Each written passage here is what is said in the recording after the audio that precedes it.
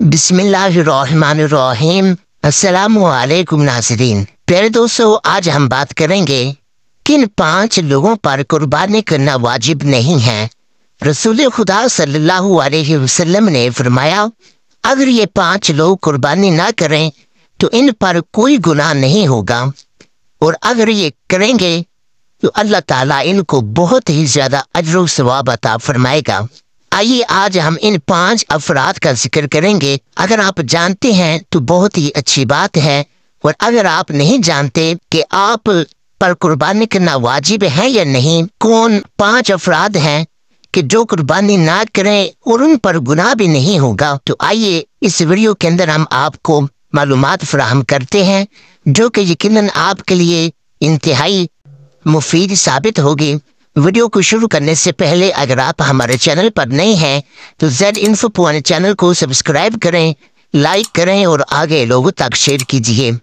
प्यारे दोस्तों, ईद उल अज़हा जिसे बकरा ईद कहा जाता है, ये अल्लाह के नबी हज़रत इब्राहीम अलैहिस्सलाम की सुन्नत मुबारक है। तब से लेकर आज तक चली आ रही हैं। हर नबी ने अपनी उम्मत को इसके बारे में आगाह किया। रसूलुल्लाह सल्लल्लाहु अलैहि वसल्लम ने अपनी उम्मत को इसके बारे में तफसील से बयान फरमाया, और कुरान करीम के अंदर भी इसका जिक्र किया गया।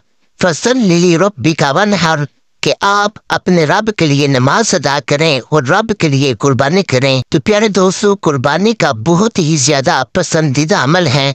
इस अमल को भरपूर तरीके से अदा करें और इस अमल में गुरबा, मसाकीन को और यतीमों को लाजमी याद करें जो आपकी मदद के मुंतजिर होते हैं। प्यारे दोस्तों, अल्लाह की रज़ा की खातिर हर साल कुर्बानी की जाती है।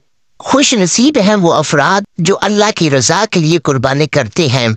रसूलुल्लाह सल्लल्लाहु अलैहि वसल्लम ने फरमाया, कुर्बानी किया करो, क्योंकि यही कुर्बानी कल बरोज़े क़यामत तुम्हारे लिए अल्लाह से सिफारिश करेगी।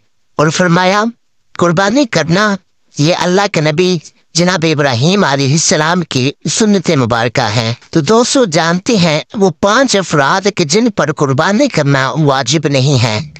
नंबर 1, गैर मुस्लिम पर कुर्बानी करना वाजिब नहीं है। नंबर 2, जो आदमी पागल हो, मजनू हो, उस पर भी कुर्बानी वाजिब नहीं होती। नंबर 3, नाबालिग जो बच्चा हो, अगरचे उसके पास माल भी हो लेकिन फिर भी उस पर कुर्बानी वाजिब नहीं होती। और नंबर 4, मुसाफिर पर, जो आदमी मुसाफिर हो उस पर भी कुर्बानी वाजिब नहीं है।